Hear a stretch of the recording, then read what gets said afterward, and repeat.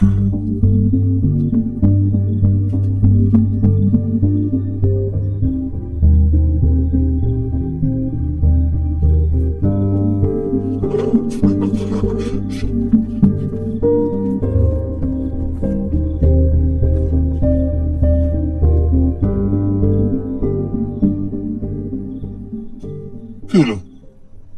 তুই তুই প্লেট ছুঁড়ে মারলি কেন? খাবি না? আমি এই খাবার খাবো না। যে খাবার আমার স্বামী খেতে পারে নাই সেই খাবার আমার মুখে উঠবে না। তোমরা ওকে অপমান করে খাবার টেবিল থেকে বের করে দিছো, তাকে বাসা থেকে একরকম গলা ধাক্কা দিয়ে বের করে দিছো। মানে কি? তুই তো বললি তোর স্বামীর চরিত্র সমস্যা।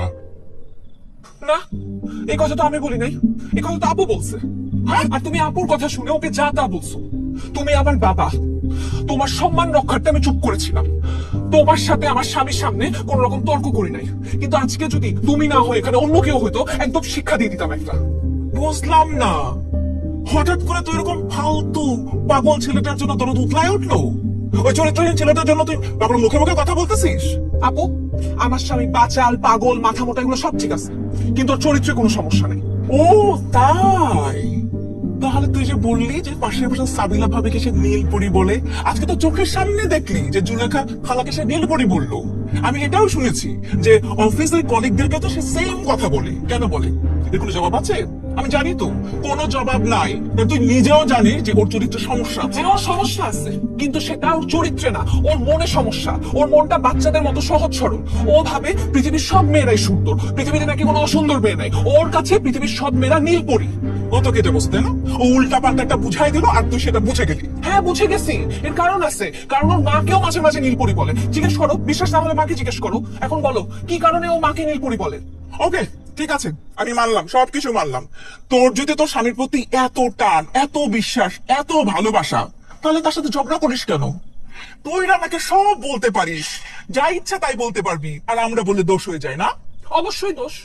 আমি ওকে যা ইচ্ছা তা বলতে পারবো, আমি ওকে গালি দিব, মারবো, যা ইচ্ছা তা করবো, কারণ ও আমার স্বামী, এটা শুধু আমার অধিকার। তাই বলে অন্য কেউ ওকে একটা শরীরে টোকা দিবে, এটা তো আমি সহ্য করতে পারবো না, একবারে খুন করে ফেলবো। স্বামীর প্রতি যদি এত প্রেম, এত ভালোবাসা, এত বিশ্বাস, তাহলে মাঝে মাঝে ঝগড়া করে এখানে আসিস কেন? এসব কি নাটক? অবশ্যই। আরে নাটক করি আমি দুইটা কারণে। এক হইলো, ওইসব নাটক যদি না করি তাহলে ও লাই পেয়ে যাবে, ওর পাগলামি বাড়ায় দিবে, এই জন্য ওকে হালকা টাইট দেই। আর দুই হইলো, ও যে মাঝে মাঝে আমাদের বাসায় আসে ভয় ভয় আমার রাত ভাঙাইতে, এটা আমার ভালো লাগে, আমি এই সুযোগের অপেক্ষায় থাকি। ওকে, স্বামী তোর, সমস্যা তোর, তোর ভালো মন্দ তুই ভালো বুঝবি, তোদের এসবের মধ্যে আমি আর নাই। হ্যাঁ, আমিও চাই না তুমি থাকো আপু। তুমি আমার বড় বোন, তুমি বড় বোনের মতো থাকবা। তুমি আমাকে যেমনি ভালোবাসো, তুমি আমার স্বামীকেও ভালোবাসবা। আর ভালোবাসতে না পারলে নো প্রবলেম, কোনো সমস্যা নেই, কিন্তু তাই বলে তুমি ওকে অপমান করবা, সেটা তো আমি সহ্য করবো না। আমি বলে দিচ্ছি আপু, নেক্সট টাইম থেকে তুমি যদি ওর সাথে এমনি কথা বলো, এমনি অপমান করো, এটা কিন্তু খুব খারাপ হবে। না কিন্তু এখন কিন্তু তুই বেশি বেশি বলতেছিস। আমি তোর বড় বোন, তুই আমাকে যা ইচ্ছা ছোট করে অপমান করে সব কথা বলতে পারিস না। ও, আর তুমি আমার স্বামীকে অপমান করবা, খাবারের টেবিল থেকে উঠাই দিবা, আমি মিষ্টি করে তোমার সাথে সম্মান দিয়ে কথা বলবো, প্রশ্নই আসে না। আরে তোরা দুই বোন একটু থামতো। দেখ চাওয়া হয়ে গেছে, এখন মাথা ঠান্ডা করে চল খেয়ে নি, তারপরে আলোচনা করি। না বাবা, যে খাবার আমার স্বামী খেতে পারে নাই সেই খাবার আমার মুখে উঠবে না। এই খাবার আমার জন্য হারাম। দেখ, তুই কিন্তু একটু বেশি বাড়াবাড়ি করতেছিস, উল্টা পাল্টা করতেছিস, বেয়াদবি করতেছিস, বাবা মার সামনে বেহায়ের মতো স্বামী হিসাবে করতেছিস। হ্যাঁ, কারণ এরকম পাগল স্বামী সবার কপালে জুটে না।